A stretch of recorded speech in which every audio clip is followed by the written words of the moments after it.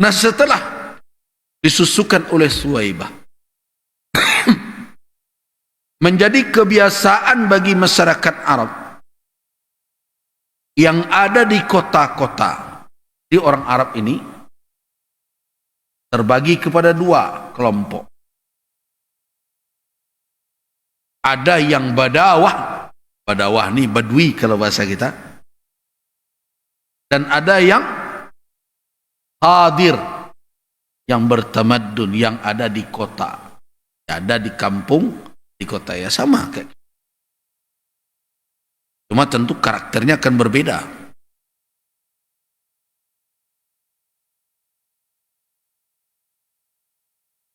Orang-orang yang hidup di kota merasa tentu suasana kota akan jauh berbeda dengan suasana pedusunan atau perkampungan. Baik dari sisi alamnya, cuacanya karena menetap. Sedangkan orang yang di kampung bisa jadi berpindah-pindah, nomaden berbagai macam dalam wilayah kekuasaan mereka. Dan di kota mungkin pergaulan berbagai macam. Semua itu menjadi pertimbangan bagi masyarakat Arab di kota untuk mengirim anak mereka tumbuh di pedesaan. Bahkan mereka menjadi kebiasaan bagi mereka untuk mencarikan orang yang bisa menyusukan anak-anak mereka dan membawa ke perkampungan. Tradisi. Nah, kenapa? Tradisi ini perlu kita analisa.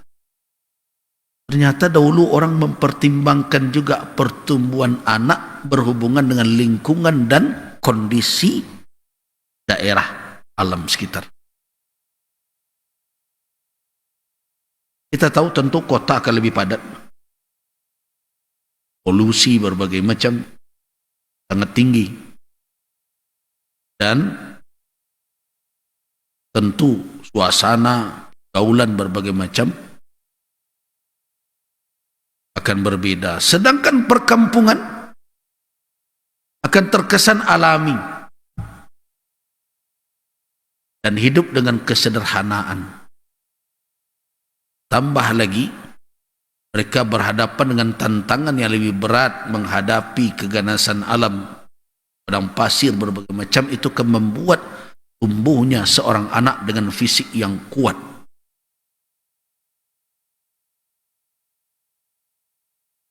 Nah, kini wak bawa ke awak.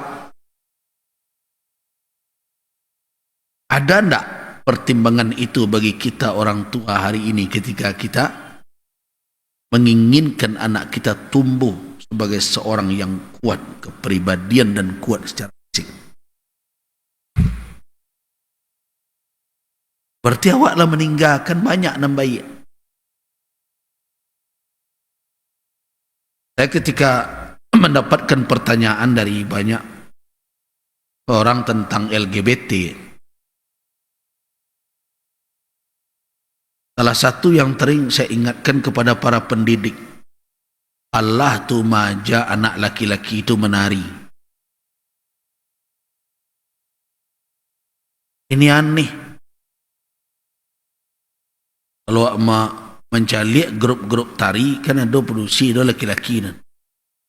Habis layu lo pinggang na laki-laki ko pada nak produksi. Kamu heran mau mencari caru. Habis gemulai lah nyo.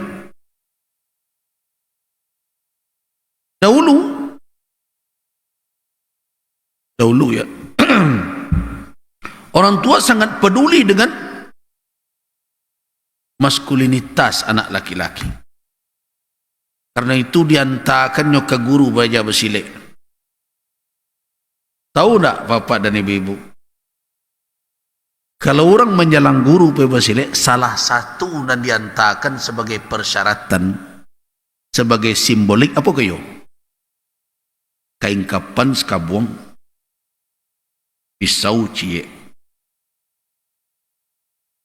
Di samping yang lain, ada jarum dan lain-lain. Dan kapan kemudian pisau. Kalau ditanya ke guru, "Wah, kok pakai kain kapan?" Itu tanda tegarnya hati orang tua menyerahkan anaknya. Kok nyampang cilako dalam balatih.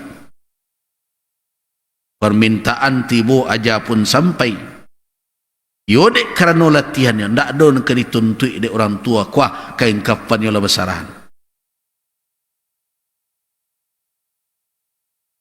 Kini jantik saya nak dek gurunya lapor guru ke polisi.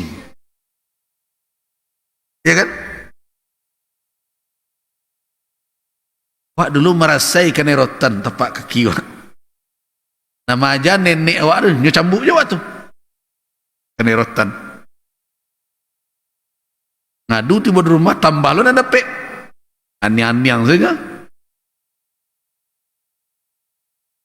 Jadi, gaya pendidikan hari ini tidak menyiapkan sebenarnya generasi ini menjadi generasi yang kuat berhadapan dengan tantangan. Nyo siap sanang hidup, tapi tidak siap kalau berhadapan dengan penderitaan. Tuh, apa sanang kayak beraja lay duit susah. Sanang tu tak perlu beraja, tu lay dengar yang tu gitu. Kalau orang beraja sanang tak perlu tu. No beraja susah tak perlu. Beraja duit susah. Kalau kita bawa keadaan sanang syukuri. Tak payah nak beraja sanang dah. Tapi beraja susah payah.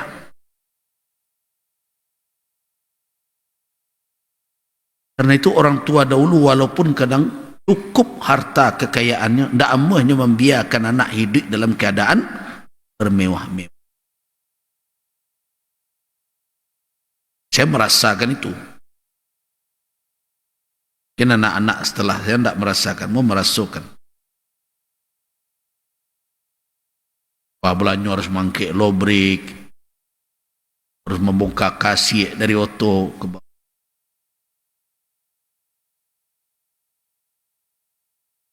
Itu ternyata pendidikan seperti itu melibatkan anak di dalam menghadapi kehidupan itu menjadi kesan yang tidak bisa dilupakan. Kesan yang tidak bisa dilupakan, pelajaran hidup. Dan tidak bisa saya melupakan itu. Kadang karihnya orang tua. Ambo ingat. Ambo tidak boleh keluar dari rumah itu melainkan jam sekian dan harus pulang jam segitu. Tak lambek saya pulang dicari tu. Kenapa? Karena waktu itu di sekitar saya tempat tinggal ambo tu orang banyak bampok.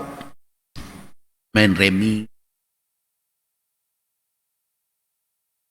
Dan anak-anak muda dan sebaya ambo nak pandai main remi. Main kartu. Tapi karena sikap orang tua muda itu ada aneh. Kadang-kadang galak-galak lo mencari. Nah itu banyak adik-adik abah ambo, pak ete ambo, ketika itu mereka tak bawa pula bampok tu. Tapi anehnya setiap ambo mendaki, ambo kan nyari. Padahal bampok tu, hanya ngemari lah. Padahal satu judi tu. Tapi ambo tak boleh. Hanya ngemari lah, piang sinan. Dah waktu je, ada luang turik. Ini sebenarnya di masa-masa seperti itu, apalagi semenjak awal anak ini tumbuh, maka akan terbawa oleh dia nilai-nilai itu sampai akhir hayatnya. Dan Nabi SAW tumbuh dalam suasana yang alami, yang mempertahankan nilai-nilai hidup dengan menghadapi tantangan sehingga beliau mengembalakan kambing berbagai macam. Bukan hidup dalam kemewahan. Nah ternyata pekerjaan awal itu memberikan nilai. Karena itu, kalau ada orang yang menganggap rendah pekerjaan menggembala, apa kata Nabi? Ma min nabiyyin. Tidak ada seorang Nabi pun yang diutus oleh Allah melainkan kerajaannya mengembalakan kambing. Nabi Musa malung kambiang, Nabi Syuaib malung kambiang. Pekerjaan itu memberikan pendidikan yang berharga. Kalau dia terbiasa mengembalakan itu, maka dia akan memiliki pemahaman bagaimana bertanggung jawab terhadap apa? Terhadap gembalaan yang diamanahkan kepadanya. Begitu juga kalau anak diberikan tanggung jawab untuk bisa terlibat di dalam bagaimana mendapatkan uang yang kemudian setiap bulan yang minta transfer itu, gak sekali-sekali dibawa nyo calik ba'a orang tuanya, mendapatkan yang dia minta itu, dia akan tahu dan sadar betapa dia harus berhati-hati di dalam mempergunakan setiap rupiah yang diberikan oleh orang tua, karena ini keringat. Nah, kini le tampaknya wak berkeringat dah. Ya, orang tua kini bersuruh akan kanak ba. Ada ke sawah narang kayaknya tak turun ke sawah kini tu. Kami dulu ketika sanawiyah Muhammadiyah penyakalan itu, pak guru kami hari itu setiap kau mangku sawah kami diundangnya. Mangku sawahnya banyak itu kan lokal panua. Masuk ndakna dia yang pangku pijak sudah lunyah sudah tu.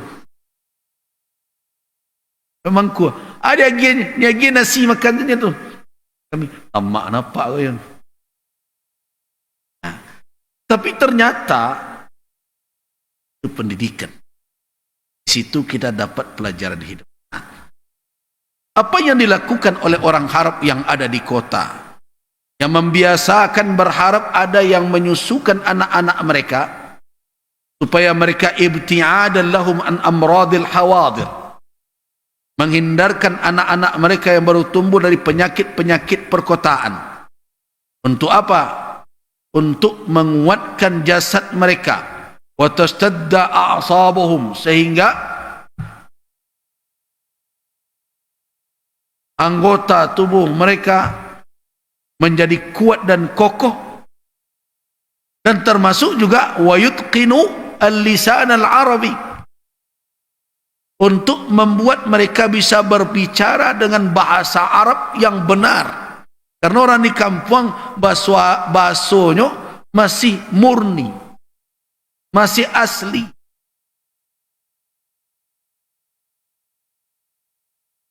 Wak kalau nak dengar bahasa Pekumbuah, jadi kota Pekumbuah, baik kemudian, nah baru nampak deh Indo Tio ni. Pekumbuah tak dengar.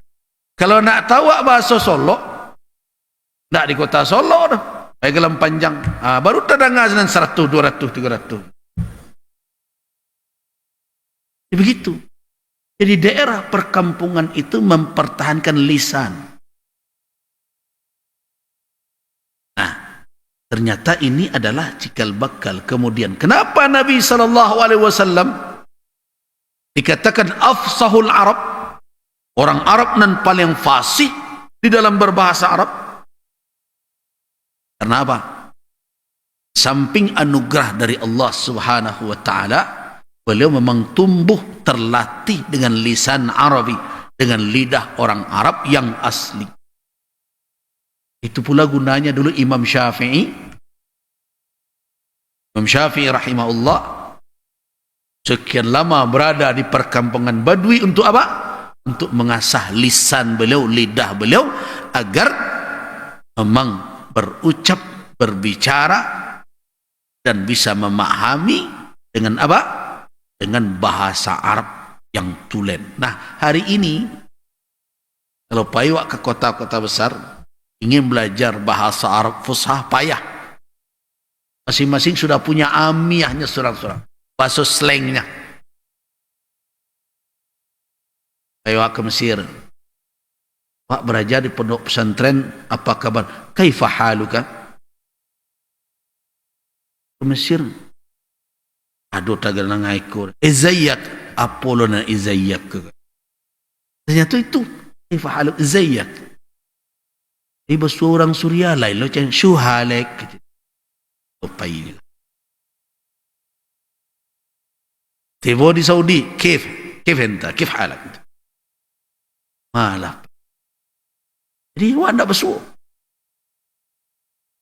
Ketika hidup tengah-tengah orang-orang yang berkampungan di Badawah seperti itu, pada waktu itu ditemukan keaslian bahasa.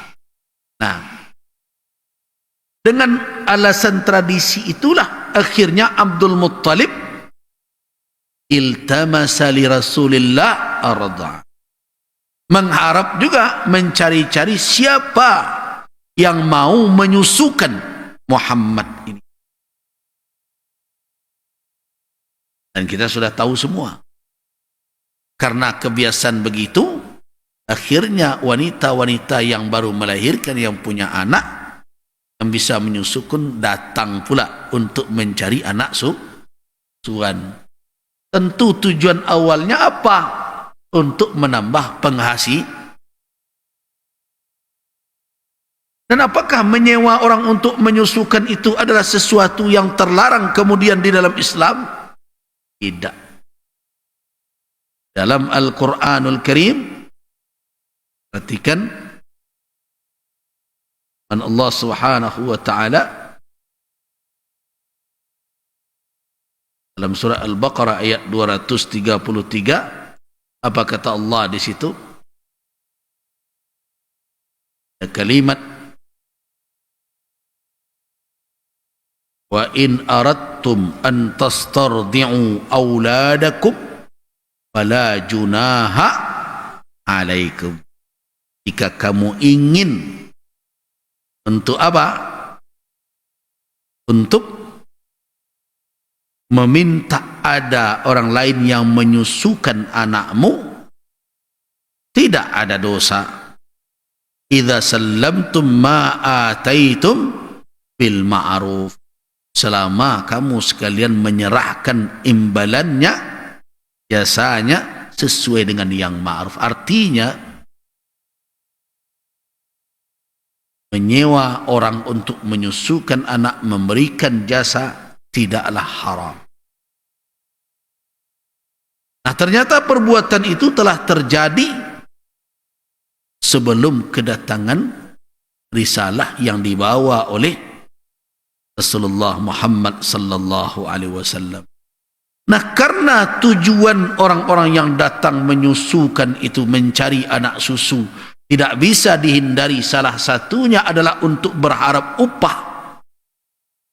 Tentu walau bagaimanapun mereka berharap bisa menyusukan anak orang-orang yang ada jaminan ekonominya. Nah, disinilah tidak banyak orang yang atau tidak ada yang menoleh kepada Muhammad yang kebetulan adalah seorang yatim yang telah ditinggalkan oleh ayahnya ketika masih di dalam kandungan. Bagaimana berharap kepada kakek? Tentu perhatian seorang ayah akan lebih bisa diharapkan. Nah, karena itu jadi tidak heran kenapa pada mulanya Halimah tidak melihat, yang lain tidak melihat Rasul, tidak melihat Muhammad, karena dia anak yatim. Penanggung jawab utamanya telah tiada. Tetapi niat yang mulanya untuk mencari upah, bahkan setelah memilih pun karena tidak ada pilihan, telah dipilih. Masih ada kesangsian dan kekhawatiran itu akan menjadi beban. Akan menjadi beban. Karena khawatir keluarganya mungkin tidak akan seperti keluarga lain yang ayahnya, keluarganya masih ada. Tapi di tengah jalan niat itu berubah. Setelah melihat apa? Melihat irhasat yang dia tidak sadari. Tanda-tanda bahwa anak ini bukanlah anak biasa. Jadi ada pelajaran di sini, ini terakhir sebelum kita tutup. Kadang kita didorong berbuat kebaikan itu karena berbagai alasan.